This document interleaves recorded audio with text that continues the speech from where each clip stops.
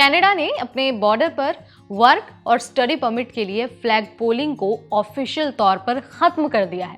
यानी अब लोग वर्क परमिट और स्टडी परमिट के लिए बॉर्डर के पार नहीं जा सकेंगे।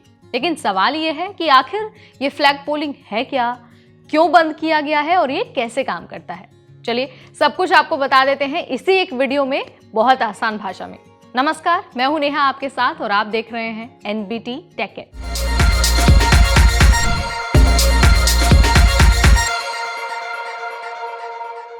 कनाडा बॉर्डर सर्विसेज एजेंसी यानी CBSA, इसके मुताबिक देश में टेम्पररी रेजिडेंट स्टेटस यानी कि पढ़ने वाले विदेशी छात्र और काम करने वाले विदेशी वर्कर्स, इन सभी लोगों को IRCC को नया ऑनलाइन आवेदन जमा करना होगा।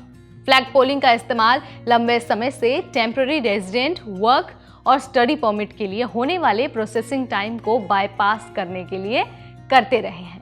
अब आपको ये बता देते हैं कि आखिर ये फ्लैग पोलिंग होता क्या है।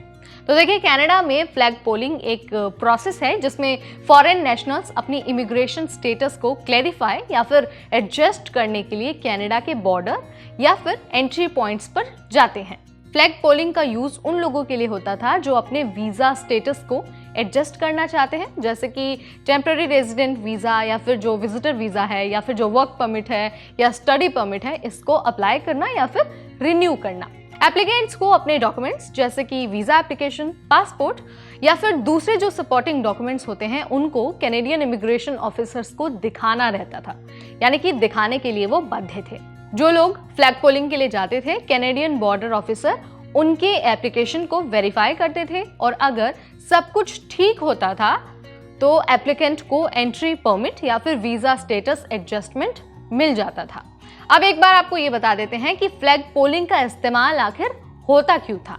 तो देखिए, अगर किसी भी एप्लीकेंट का, किसी भी व्यक्ति का वर्क परमिट एक्सपायर हो गया है और उस व्यक्ति को कनाडा के अंदर काम करना है, या फिर किसी बच्चे का स्टडी परमिट एक्सपायर हो गया है या फिर विजिटर वीजा एक्सपायर हो गया है, तो वो व्यक्ति, वो स्टूडेंट फ्लैग पोलिंग का यूज कर सकते थे और अपने वर्क परमिट को या फिर स्टडी परमिट या फिर अपने विजिटर वीजा को रिन्यू करा सकते थे फ्लैग पोलिंग के मदद से। अब एक बार आपको फ्लैग पोलिंग के फायदे भी बता देते हैं। तो देखिए, फ्लैग पोलिंग की वजह से जो एप्लीकेंट थे वो अपने इमिग्रेशन स्टेटस को जल्द से जल्द क्लैरिफाई या फिर एडजस्ट कर सकते थे और साथ ही जो लॉन्ग डिलेज है या फिर जो इन पर्सन इंटरव्यू वाला काम था, जो ये टाइम था, वो काफ़ी हद तक बच जाता था। इसके अलावा अगर कोई एप्लीकेंट कनाडा में है और अपने स्टेटस को एडजस्ट करना चाहते थे तो फ्लैग पोलिंग उनको अपनी इमिग्रेशन स्टेटस को एडजस्ट करने के लिए कंट्री से बाहर जाने की ज़रूरत नहीं होती थी। कनाडाई सरकार का कहना है कि फ्लैग पोलिंग बंद होने से बॉर्डर पर बोझ कम होगा और जो सिक्योरिटी है वो भी बढ़ जाएगी। फ्लैग पोलिंग की वजह से कनाडा और अमेरिका दोनों देशों की बॉर्डर सर्विस पर बोझ बढ़ रहा था।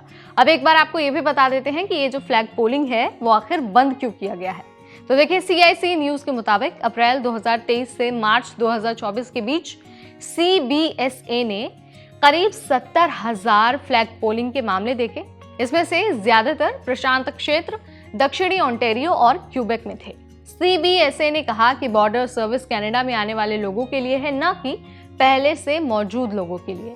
फ्लैग पोलिंग बॉर्डर पर भीड़ बढ़ाने का काम कर रहा था और इस वजह से जरूरी कामों में भी देरी होती थी, यानी कि यही वो कारण है जिसकी वजह से फ्लैग पोलिंग को बंद कर दिया गया है। यानी कि फ्लैग पोलिंग खत्म होने का सीधा सीधा असर उन लोगों पर पड़ने वाला है जो कनाडा में टेम्पररी वर्क वीज़ा या फिर स्टूडेंट जो वीज़ा है या फिर जो विजिटर वीज़ा है वो लेकर रह रहे थे। आपको अगर ये वीडियो पसंद आया और आपको लगा कि आपकी नॉलेज में इजाफा हुआ है तो इसे लाइक और शेयर करना बिल्कुल ना भूलें।